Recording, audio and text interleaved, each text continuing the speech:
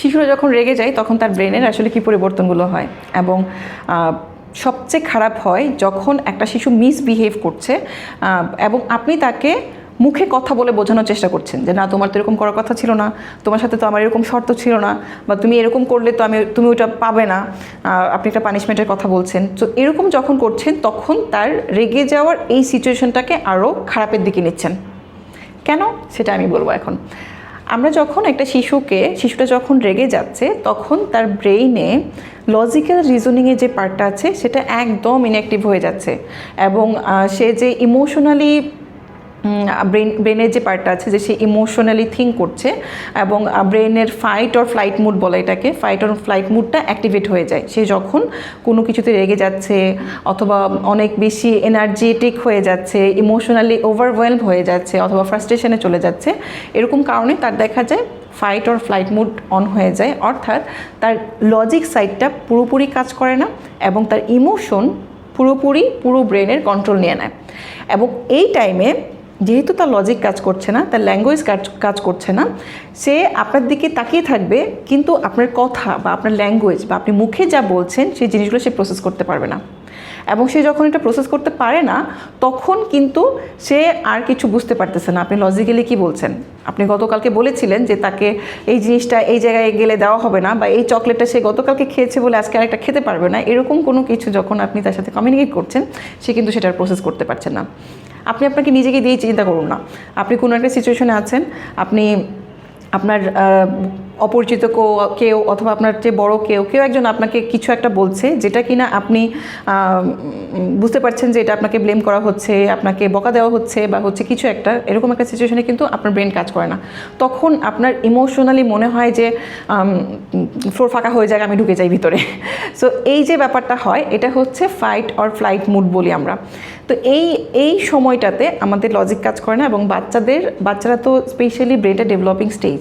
বাচ্চাদের লজিক্যাল ব্রেনটা ডেভেলপ হতে 25 বছর সময় লেগে যায়। এবং এই ডেভেলপিং ফেজে আপনি চিন্তা করুন একটা under construction building, so under construction বিল্ডিংয়ের কাছে আপনি যখন ডিমান্ড করবেন যে কেন ফ্ল্যাশ কাজ করতেছে না, অথবা কেন বাথরুম এখনও রেডি না, রান্নাঘর এখনও রেডি না, আমি একজন মানুষ যে থাকতে চাই, সো এই ডিমান্ডগুলো কিন্তু আপনি সেখানে প্লেস করতে পারবেন না, কারণ এটা আন্ডার কনস্ট্রাকশন অবস্থায় আছে। শিশুদের ব্রেনটাও ঠিক এরকম।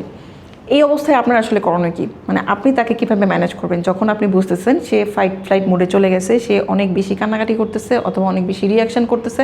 এবং আপনি চাচ্ছেন সে ম্যানেজ হোক এবং এই সিচুয়েশনটা থেকে উতরাইতে যাচ্ছে। এই সব অবস্থায় আপনাকে যেটা করতে হবে সেটা হলো তাকে প্রথমেই কাম এবং শান্ত পরিবেশ দিতে হবে।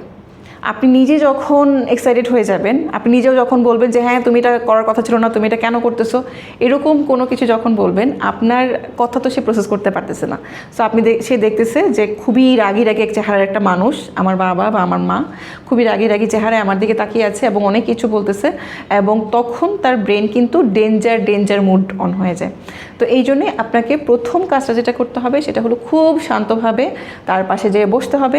তার আই লেভেলে এসে আপনি যদি তার সাথে কথা বলতে চান বা তার সাথে কন্ট্যাক্ট করতে চান, স্কিন টু স্কিন টাচ করবেন এবং তাকে শুধু ভরসাটা দিবেন যে আপনি ওই জায়গায় আছেন। আপনি সেটা মুখে বলতে পারেন যে আমি আছি, বা তোমার কি লাগবে বলো, আমি আছি। তো এই ধরনের কমিউনিকেশন, জাস্ট ছোট্ট কমিউনিকেশন, খুবই কম শব্দের, এবং তাকে আশ্বস্ত করা যে সে নিরাপদ পরিবেশে আছে, নিরাপদ জায়গায় আছে, সে তার বাবা মার কাছে আছে অথবা সে তার ফ্যামিলির একটা বড় মানুষের কাছে আছে যেখানে কিনে সে নিরাপদ। সো নিরাপদ ফিলিংটা যখন সে পাবে তখন তার ব্রেন আস্তে আস্তে শান্ত হবে,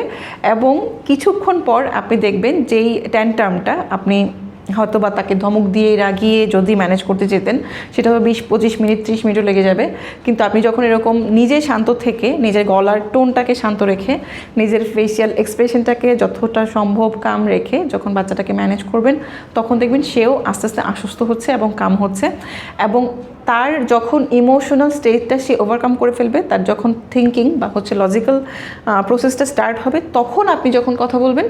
তখন সে কথাটাকে প্রসেস করতে পারবে এবং আপনার কথা সে বুঝতে পারবে। সো এই জন্যেই যখন আপনার শিশু কান্নাকাটি করবে, জেদ দেখাবে, রাগ দেখাবে, তখন তাকে ধমক না দিয়ে বা শাউট না করে, অতিরিক্ত কথা না বলে তাকে আগে আশ্বস্ত করা, তাকে শান্ত করা, এবং এরপর আপনার কথাগুলো বা কমিউনিকেশনগুলো তাকে ডেলিভারি করা। এটা হচ্ছে সবচেয়ে চমৎকার পদ্ধতি তাকে ম্যানেজ করার জন্য।